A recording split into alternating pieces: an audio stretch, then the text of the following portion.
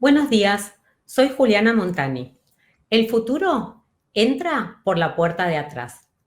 Desde los que tenemos registro histórico, el hombre ha mirado al cielo, a las estrellas, a los ciclos de la naturaleza, siempre preguntándose qué nos depara el mañana. Imaginar el futuro ha sido una necesidad casi instintiva, tan arraigada y tan antigua como el fuego o como la palabra.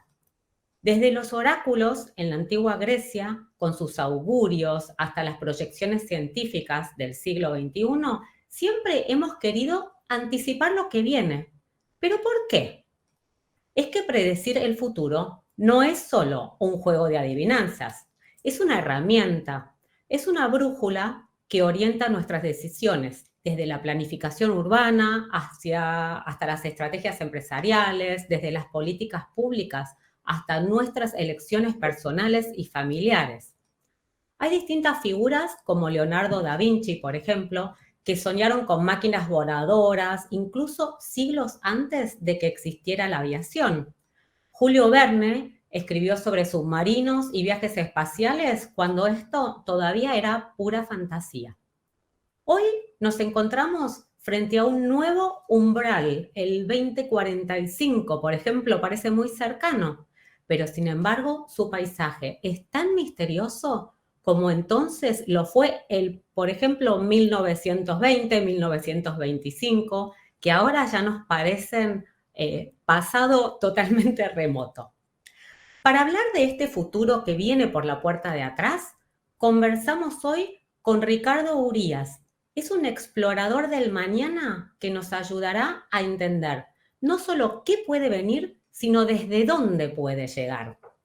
Ricardo Urías es ingeniero industrial, diplomado universitario en astrofísica y astronomía, está finalizando su doctorado en comunicación social y un máster en neurociencia. Ricardo es director de la Escuela del Ateneo de Madrid y de la Escuela de Curiosos. En su vida profesional ha dedicado más de 35 años a la comunicación y el marketing como directivo de grandes corporaciones como Procter & Gamble, como RTVE, Leo Burnett, etc. Ha participado en startups y simultáneamente como profesor asociado en la Universidad Carlos III de Madrid y ha colaborado en diferentes programas, por ejemplo, del IE. Bueno, Ricardo, muchas gracias por estar acá con nosotros. Empecemos, si te parece, por una perspectiva histórica. ¿Por qué es que el ser humano ha sentido siempre la necesidad de imaginar o de predecir el futuro? ¿Qué rol cumple esto en nuestra evolución, en nuestras decisiones o incluso en nuestra identidad como especie? Bueno, Juliana, antes que nada, muchísimas gracias por tu invitación y por recibirme en este foro para poder hablar. Y respondo a tu pregunta. Efectivamente, para el ser humano, el predecir el futuro es algo consustancial con nosotros. No lo podemos evitar, por mucho que queramos. Recuerdo una vez que hablando de esto la gente me decía, ¿pero qué necesidad tenemos de predecir el futuro? ¿Por qué tanto interés en predecir el futuro? Pues porque es inevitable. Los seres humanos traemos de serie una herramienta, en este caso, muy simple, extremadamente simple, que nos permite predecir el futuro. Tratamos de mirar a lo que nos rodea, tratamos de encontrar patrones y tratamos de extrapolar esos patrones a futuro. Eso es lo que llamamos inteligencia y eso es lo que en un momento determinado nos ha llegado a hacer la especie dominante sobre el planeta. Porque tenemos esa capacidad para entender qué es lo que viene y el entender qué es lo que viene nos permite, en primer lugar, alimentarnos mejor. En segundo lugar, prever determinados peligros. En tercer lugar, comportarnos de una manera que socialmente nos haga más admisibles, etcétera, etcétera, etcétera. Por lo tanto, el predecir el futuro es algo, como te digo, consustancial con el ser humano y por eso es muy importante que charlemos un poco al respecto. Lo que pasa es que mientras que en el pasado, bueno, pues quieras que no, todo lo que era un futuro relativamente cercano no era tan difícil de prever, en el momento en el que nos vamos a muchos años allá, empezamos a fallar en esta predicción del futuro. Fundamentalmente porque este sistema que tenemos de serie, este algoritmo que tenemos que nos permite predecir el futuro, nos permite predecirlo a un plazo relativamente corto. Y en el momento en el que empecemos a llevarlo a un plazo más largo, empieza a fallar.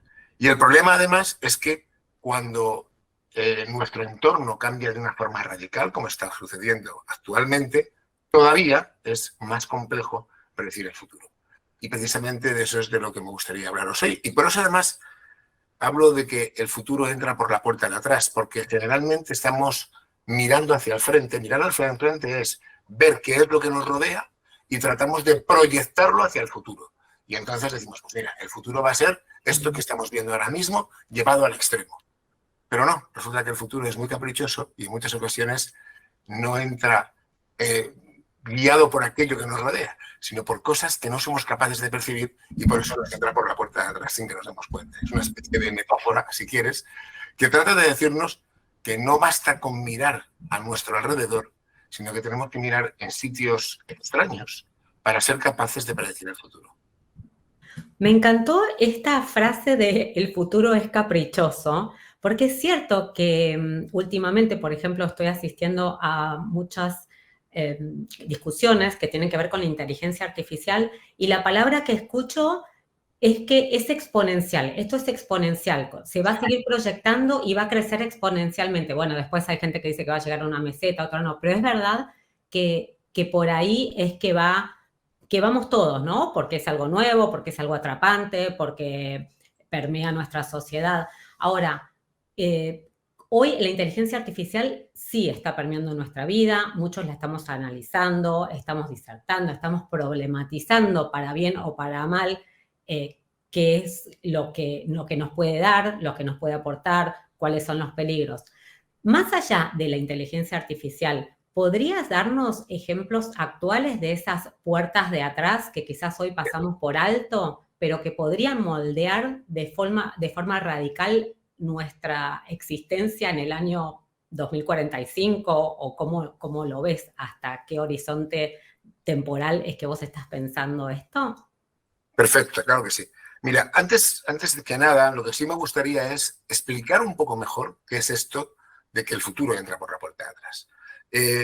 Y yo creo que aquí hay un ejemplo que nos lo resume bastante bien esta tesis, por decirlo de alguna manera, de que el futuro entra por la puerta de atrás. Luego voy a centrarme un poquito más en cuáles son los 3, 4 pilares sobre los que depende el futuro y luego vamos a intentar desvelar alguna de esas puertas de atrás. Antes que nada, lo que me gustaría decir es que yo no tengo una bola de cristal. Si yo tuviera una bola de cristal y yo pudiera predecir el futuro de una manera más o menos exacta, no estaría aquí porque estaría intentando venderse a la gente muy rica o intentando hacerme muy rico yo con esta predicción del futuro. Yo simplemente quiero hacer reflexionar a todos los que me escuchen para que cuando tengan que pensar en el futuro no lo hagan exclusivamente pensando en extrapolar aquello que nos rodea, sino que se fijen en alguna otra cosa más. Entonces, aquí pongo un ejemplo que es muy sencillo y tú lo has medio mencionado antes cuando decías, si nosotros miráramos hacia el pasado y tuviéramos una máquina del tiempo y pudiésemos viajar a 1925 y les preguntásemos a las personas que habitaban 1925 cómo sería el futuro, cómo sería 2025, cómo sería lo que se iban a encontrar si pudieran viajar ellos 100 años adelante, lo normal es que cogiesen las tecnologías dominantes en ese momento y las extrapolasen al máximo. ¿Cuáles eran las tecnologías dominantes en ese momento? Pues una de ellas, por ejemplo, era el automóvil. Los automóviles habían llegado hacía tan solo 10, 15, 20 años y de repente hay alguna fotografía por ahí que se ve como la Quinta Avenida en 1903 era una calle en donde había todo coches de caballos y un friki que iba con un coche de combustión interna y tan solo 10 años más tarde, en 1913, eran todo coches de combustión interna y tan solo algún friki que iba en coche de caballos. Entonces, cuando tú ves un cambio de estas características, pues dices, pues en 2025 habrá coches voladores. Y habrá, pues eso, como lo que veíamos en películas de estas futuristas, de coches voladores, etcétera, etcétera. Y coches que hagan cosas muy sorprendentes. Nadie hubiese sido capaz de predecir los cambios verdaderamente disruptivos que tenemos hoy en día. Nadie hubiera sido capaz de decir que iba a llegar una revolución de la información, que iba a llegar Internet, que iba a llegar un aparato como un smartphone que iba a revolucionar absolutamente que nos iba a dar superpoderes y que nos iba a permitir ver a distancia, ser súper inteligentes, escuchar a distancia, etcétera, etcétera. Nadie hubiera podido hablar de las redes sociales y ni muchísimo menos hubieran podido hablar de la inteligencia artificial. ¿Qué es lo que tendrían que haber hecho nuestros antepasados de 1925 para poder haber predicho todas estas cosas? La revolución de la información, Internet, etcétera, etcétera. ¿Dónde tendrían que haber mirado? Pues curiosamente tendrían que haber mirado en lugares en donde la gente estaba intentando explicar mejor cómo era el mundo, cómo era el universo, en donde no había ningún afán, si quieres, empresarial, no había ningún afán por encontrar herramientas tecnológicas rupturistas. Tendrían que haber estado mirando pues cosas que hacían Albert Einstein, por ejemplo, que estaba no solamente descubriendo la teoría de la relatividad, que entre otras cosas ha sido clave para descubrimientos como el GPS, incluso nuestros propios ordenadores en muchos aspectos dependen de la teoría de la relatividad, el láser en este caso, que también fue capaz de predecir Einstein, puso algunas pequeñas piedras para la mecánica cuántica que luego inmediatamente Planck y posteriormente Heisenberg, etcétera, etcétera, desarrollaron una mecánica cuántica que es básica. Sin la mecánica cuántica no hubiéramos sido capaces de poder desarrollar los ordenadores basados en transistores y, por tanto, y además, sobre todo, en transistores de semiconductores. Y por lo tanto, tendríamos que haber mirado en esos sitios que, si quieres, eran lugares de investigación más bien universitaria y en donde no estaban tratando de encontrar herramientas revolucionarias con las que cambiar el mundo, sino estaban tratando de explicar el mundo. Tendrían que haberse fijado incluso en Ada Lovelace, por ejemplo, que era una de las personas que ya empezó a hablar de la teoría de la información, o por supuesto en Alan Turing. Alan Turing ya empezaba a hacer algunos de sus pinitos allá por el año 1925, ya había publicado algún paper en donde quedaba claro qué era esto de la revolución de la información. Por lo tanto, si se hubieran fijado en eso y le hubieran echado mucha imaginación, a lo mejor hubieran podido predecir un poco mejor el futuro.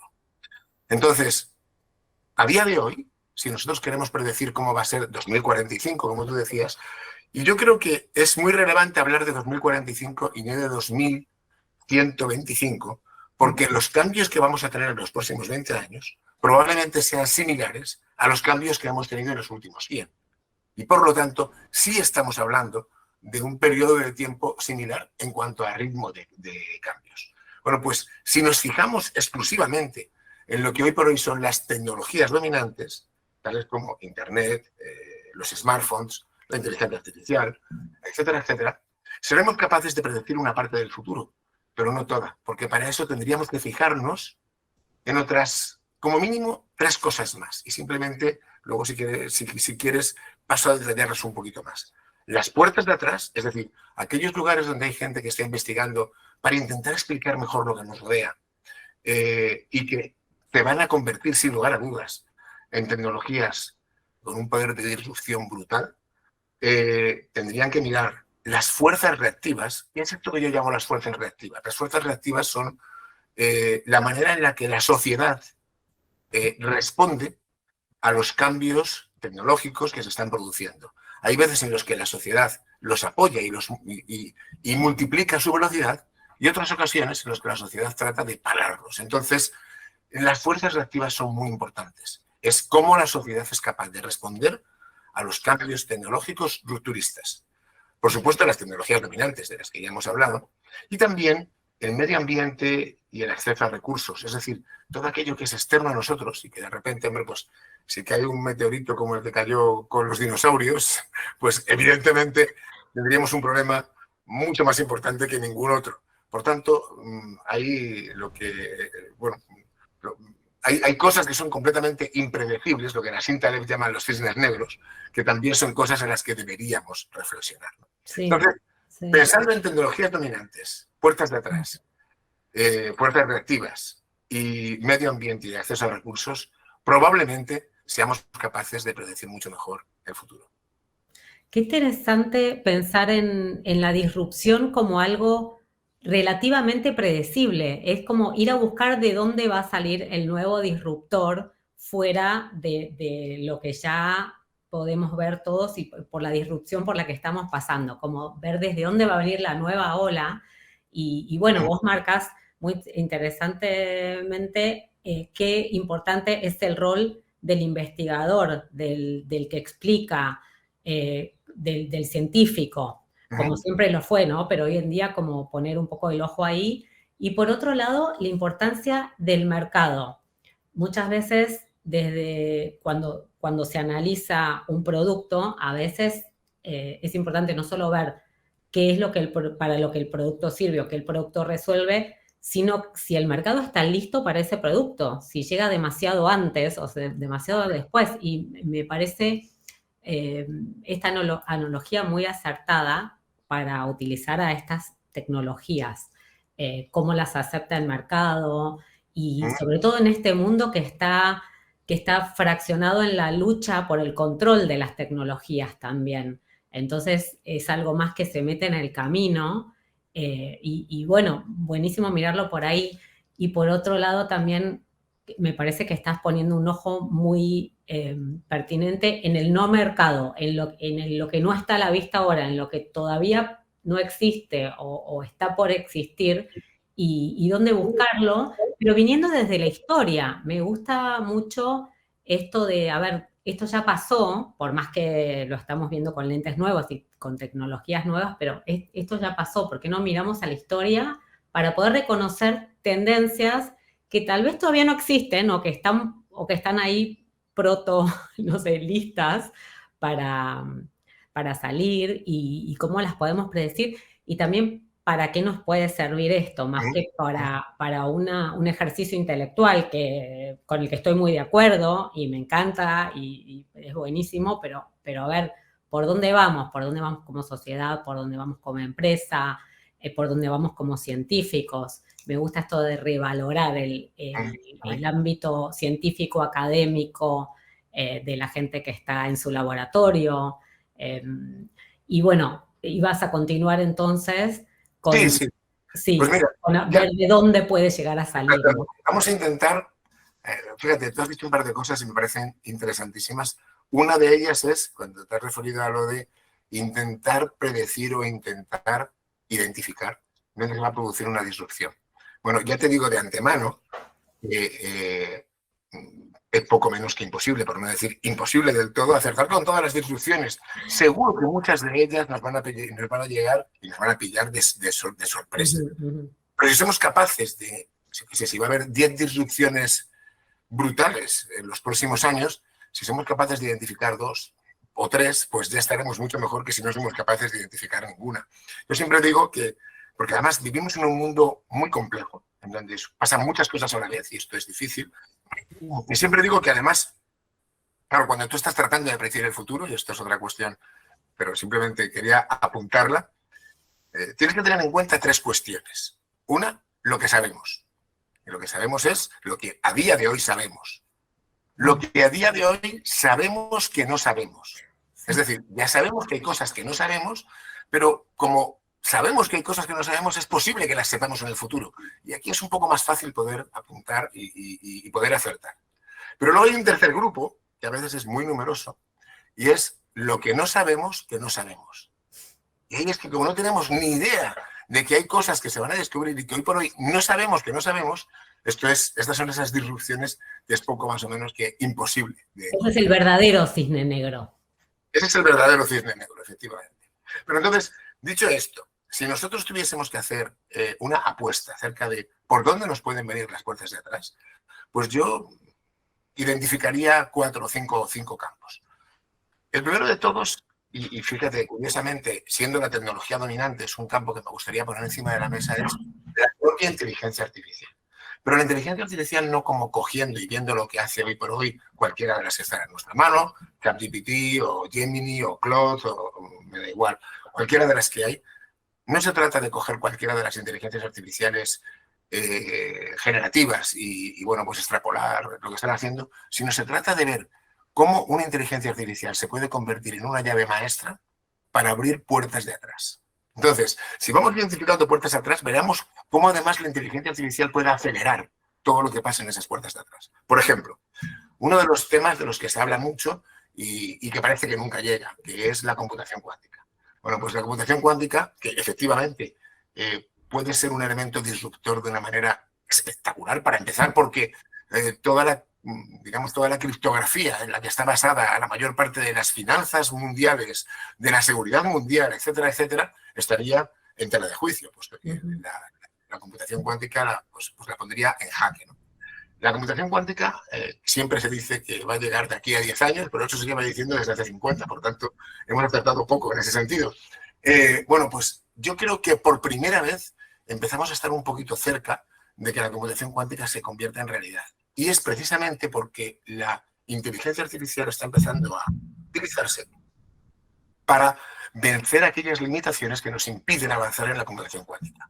Yo creo que en toda la parte de la cuántica, tanto el entrelazamiento cuántico, del que se ha hablado poco hasta ahora, que fue el premio Nobel de hace, si no recuerdo mal, de hace un par de años, el entrelazamiento cuántico es otra de las cuestiones que, si somos capaces de controlarlo, de entenderlo mejor, podría también ser otra nueva piedra sobre la que construir una diferente aproximación a la computación cuántica. Ahí, por lo tanto, este es una puerta de atrás, la computación cuántica, que yo creo que por fin se va a empezar a abrir. Y es algo que tendremos que tener muy en cuenta, puesto que va a interactuar mucho con las reacciones sociales y va a interactuar mucho también, y como te digo, va a estar muy, muy apoyada y muy acelerada por la propia inteligencia artificial. La neurociencia en el sentido en el que es entender mejor cómo funciona el cerebro humano.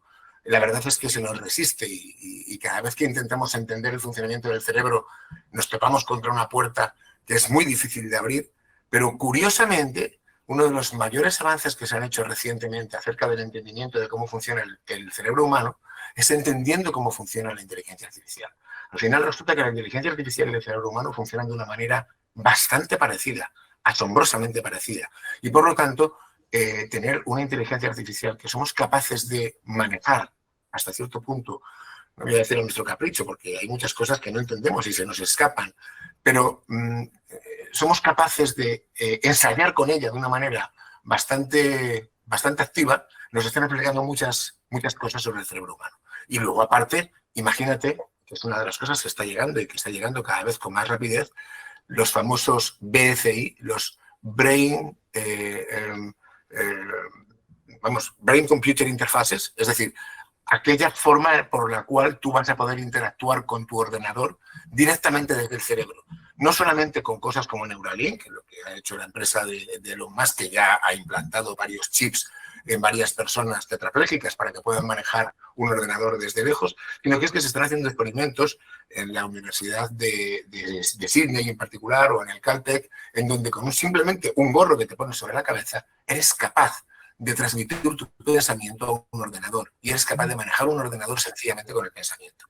En el momento en el que nosotros tengamos la capacidad de manejar ordenadores simplemente con el pensamiento, y no solamente eso, sino la reversa, es decir, que tú seas capaz de programar que en una persona se despierte un sentimiento o una emoción determinada, cuando no una idea determinada, eso puede ser algo tan rupturista, es algo que da incluso a veces tanto miedo, en el sentido de poder manipular a las personas o de que una persona pueda tener telepatía con otra, aunque sea a través de un ordenador. Es decir, ahí entramos en elementos muy rupturistas y ten en cuenta que además si no se exige el hecho de que tengan que ponerte un chip en el cerebro, es algo que va a llegar mucho más rápido y que probablemente vamos a encontrarlo mucho antes de lo que nos pensamos.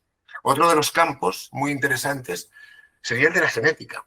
Ya se está haciendo, ya hoy por hoy ha salido noticias, la del famoso lobo este que se ha, que se ha regenerado, por decirlo de alguna manera, ¿no? Bueno, eso todavía yo creo que en muchas ocasiones son noticias que hay que cogerlas con pinzas y que hay que ver hasta qué punto, no te voy a decir que no sean ciertas, sino hasta qué punto pueden ser, pues una cresta del iceberg de que va a pasar algo mucho más fuerte por detrás. Pero lo que sí que está claro es que la inteligencia artificial, de nuevo, nos está permitiendo trazar los genomas de prácticamente todo y en un tiempo récord. Y nos va a permitir, además, el actuar sobre esos genomas en un tiempo récord. Y esto nos abre también aquí unas posibilidades brutales, no solamente de manejar la genética de toda la vida que nos rodea, sino de manejar también nuestra genética propia. Cuando digo nuestra genética propia es la genética de las personas que ya existimos y la genética de los seres humanos que están por venir, es decir, los que serán nuestros futuros hijos, nietos o bisnietos. Entonces, a partir de ahí se abre también un universo de puertas de atrás que pone la piel bastante de gallina, porque no solamente puede traernos cambios muy disruptivos, sino que nos obligará a evolucionar la ética de una manera brutal. Y cambios que, sin lugar a dudas, van a tener un reflejo en esas reacciones sociales de las que hablábamos antes. Y ya pues por terminar, un par de ellas más, ¿no?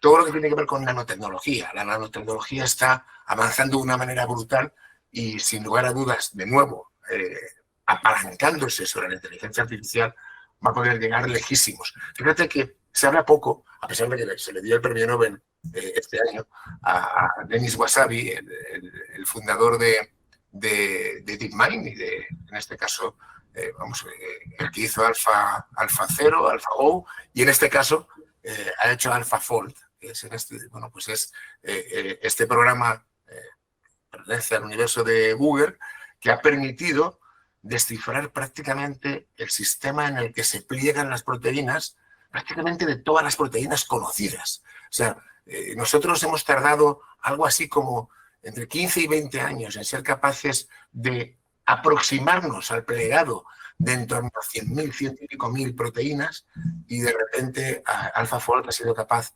de extrapolar cuál es el plegado de más de 200 millones de proteínas. Esto tiene una aplicabilidad desde el punto de vista de descubrir nuevas formas de afectar el medio ambiente, de, por ejemplo, evitar el calentamiento global, porque estas proteínas en algunos casos serían capaces de comerse, entre comillas, los gases de efecto invernadero, o de salvar vidas, o de aumentar la longevidad, o de conseguir que que esto a su vez entre dentro de la manipulación genética. Es decir, pueden revolucionar la industria, pueden revolucionar la salud, pueden revolucionar la longevidad de los seres humanos, otro de los campos que es una puerta de atrás brutal. Y tú imagínate, hay un libro de María Blasco y Mónica Salomone que se llama Morir joven a los 140, y que habla en este caso pues, sobre los tratamientos de longevidad basados en telomerasa, pero que hay otros muchos tratamientos de longevidad que te llevarían a que el ser humano podría llegar a vivir 140 años con un cuerpo de aproximadamente 40 o 50 años. Tú imagínate el cambio que eso significaría desde un punto de vista disruptor, de puerta de atrás, y desde un punto de vista, bueno, pues de cómo ahí sí que volvería de nuevo a afectar mucho a las fuerzas sociales, puesto que habría quien lo admite, quien no solamente lo admite, sino que se apunta a esto inmediatamente, quien podría pagarlo y quien no podría pagarlo. En fin, se abre un universo de posibilidades sobre el que desde luego merece la pena reflexionar. Cuánto para pensar, food for thought. Hablaste de las repercusiones que estas disrupciones pueden tener en la salud, en el medio ambiente, en la ética. ¿Cómo te parece que podemos desde el presente, ya sea desde el diseño de políticas, de ciudades, en la educación, desde la empresa, prepararnos o planificar con una mirada puesta en estos futuros emergentes, y especialmente cuando muchas de estas transformaciones aún parecen ciencia ficción? Ese es un punto interesantísimo. Es el punto de cómo podemos conseguir que todos estos cambios disruptivos que van a llegar en los próximos 20, 30 años jueguen a favor de la humanidad, básicamente. Esa podría ser la pregunta, ¿no? Pues es muy complicado. Mejor que la mía, mejor que la mía. No, para nada. Pero es muy complicado, te tengo que decir, Juliana, porque fíjate que, para empezar, vamos a ser un poco, si quieres, naif. Si yo pudiese escribir mi carta a los reyes, lo que diría es pues que, en este caso, los principales protagonistas del escenario geopolítico internacional se pongan de acuerdo en cosas tan sumamente importantes como esta. Pero claro, eso implicaría que tendrían que ponerse de acuerdo Estados Unidos, China, Europa, cuando no igual también India, etcétera, ¿no? eso es imposible. O sea, fíjate que tenemos, de los que he mencionado, vamos a los 3 principales bloques. No nos pusimos de acuerdo con las vacunas ante una Claro, crisis. Estados Unidos, para Estados Unidos, lo más importante es el mundo de la empresa. La empresa es la piedra angular de lo que es hoy Estados Unidos. Por lo tanto, Estados Unidos va a intentar que todos estos cambios jueguen a favor de la empresa, de las empresas que hay en Estados Unidos. China va a intentar que todos estos cambios jueguen a favor de China. Podría decir del Partido Comunista Chino, pero es que eso va exactamente igual. Pero lo primero para China es China. Y por lo tanto van a intentar jugar que todos estos cambios jueguen a favor de China, incluso a costa de los chinos y de las empresas chinas.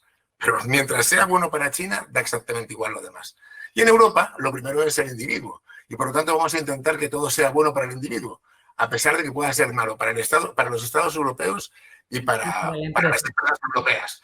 Entonces, al final es muy difícil poner de acuerdo cuando estos 3 bloques, por decirlo de alguna manera, tienen prioridades tan diferentes.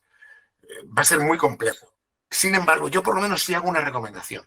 Independientemente de cuál sea tu prioridad, e independientemente de que, lógicamente, cada uno de estos bloques va a legislar y va a mover la ética para favorecer sus objetivos, lo que yo recomiendo es que se haga muy rápido. Es decir, muchas veces decimos que la tecnología lleva una velocidad y la ética lleva otra. Y la ética no puede cambiar tan rápidamente, sino que tiene que cambiar de una manera mucho más lenta porque no puede ir al ritmo de la tecnología.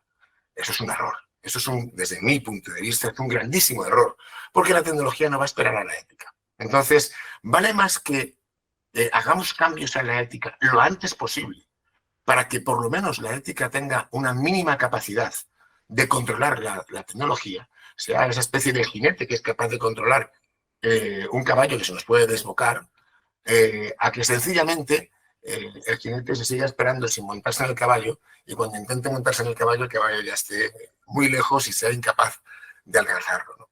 Entonces, yo lo que sí recomendaría es no nos durmamos en los laureles.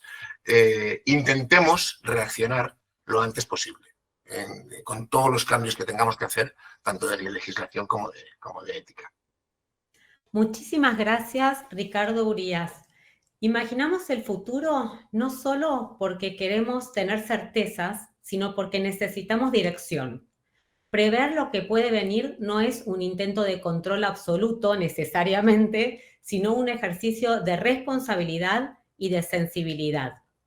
Hoy vimos que el futuro no se construye solo con grandes titulares ni con las tecnologías que todos ya conocemos. Se construye en los márgenes, en lo invisible, en lo que todavía no tiene nombre, en esos laboratorios donde alguien experimenta con una idea loca, en esos rincones de pensamiento donde se cultivan preguntas que aún no sabemos responder.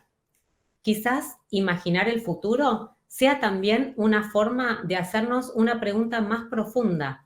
¿Qué clase de mundo queremos construir? Y sobre todo, ¿qué decisiones debemos tomar hoy para que ese mundo sea posible mañana? Muchas gracias, Ricardo Urías, por ayudarnos a pensar y a todos ustedes por acompañarnos en este viaje al porvenir.